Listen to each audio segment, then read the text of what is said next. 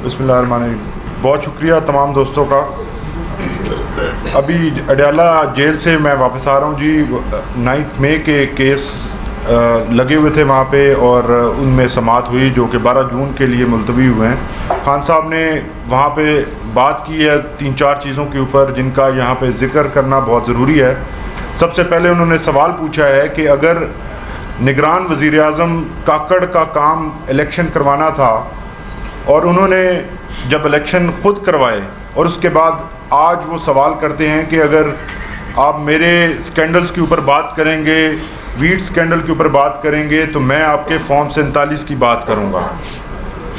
कौम ये सवाल करती है, खान साहब ने ये कहा कि आप पूछें, पूरी कौम ये पूछे, इस हुकूमत से पूछे और सुप्रीम कोर्ट से गुजारिश करे कि हमने ये केस 8 फरवरी की जो थेफ्ट है उसके ऊपर जो केस फाइल किया था उसके ऊपर जुडिशल कमीशन क्यों नहीं बनाया जा रहा।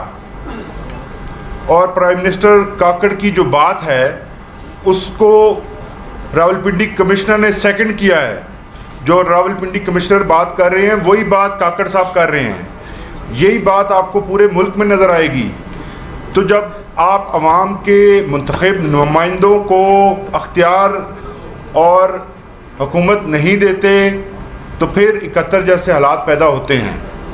फिर आप मुल्क की जमातों को उस तरफ लेके जाती हैं जिस तरफ नहीं जाना चाहिए।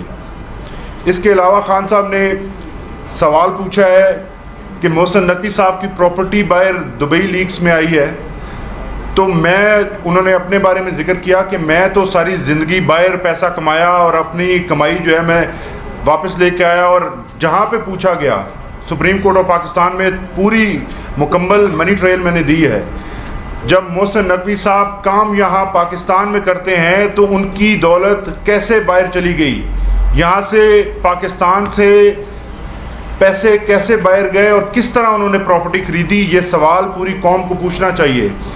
जो भी इक़्तिदार में आता है, नवाज शरीफ हों, जरदारी हों या मोहसिन नकवी आए हैं, तो इन तमाम लोगों की प्रॉपर्टीज़ जो हैं वो बाहर कैसे बन जाती हैं, ये सवाल हम सबका सवाल है।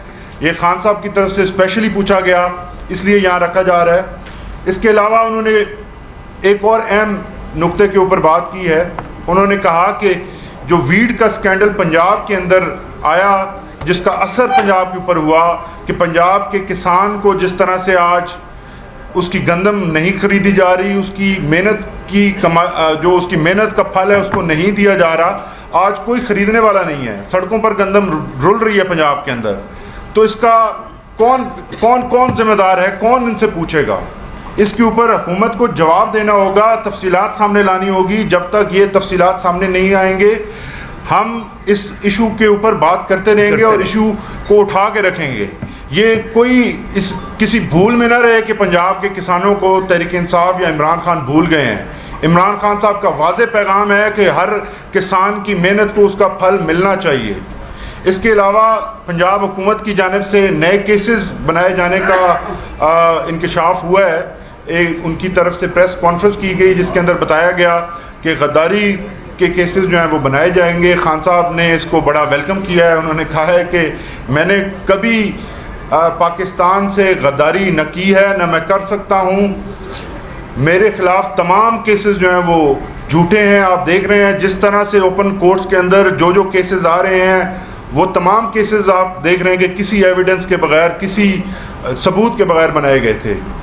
अलबत्ता इस नए केस और इस नई साजिश को उन्होंने इस तरह से वेलकम किया है कि उन्होंने कहा है कि मेरी सिर्फ एक शर्त है, मैं ये मुकदमा भुगतने को तैयार हूँ, लेकिन शर्त सिर्फ ये है कि ये नेशनल टेलीविज़न पर लाइव दिखाया जाए।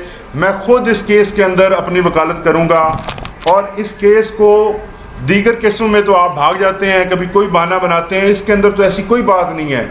मैंने सिर्फ बात की है महमूद-उर-रहमान कमीशन रिपोर्ट के ऊपर, और वो कमीशन जो है हुकूमत पाकिस्तान का कमीशन था, वो इमरान खान ने कमीशन नहीं बनाया था, वो कमीशन तहरीक इंसाफ ने नहीं बनाया था। और वो रिपोर्ट सबके सामने आनी चाहिए और हक़ाइक़ और तारीख़ जो है वो उससे सबक सीखना चाहिए। उसका जो नतीजा निकला था वो इंतहाई अफसोसनाक था। इमरान खान ने यह भी कहा कि 71 के वाक़यात का सबसे बड़ा नुकसान याह्या खान की वजह से हमारी फ़ौज को हुआ है। फ़ौज को जो नुकसान याह्या खान ने पहुंचाया, उस नुकसान के बारे में बात करनी चाहिए।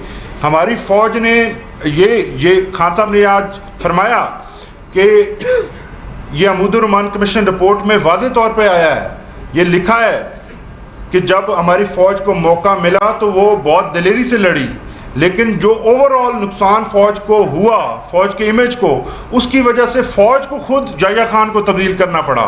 तो ये बड़ी अहम चीज़ें हैं, ये तारीख़ है और उस तारीख़ से सीख के हम आगे बढ़ेंगे।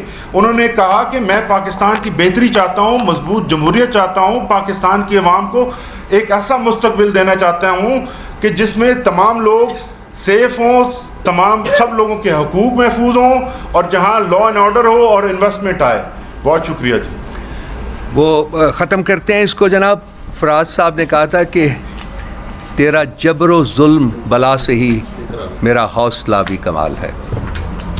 Any question?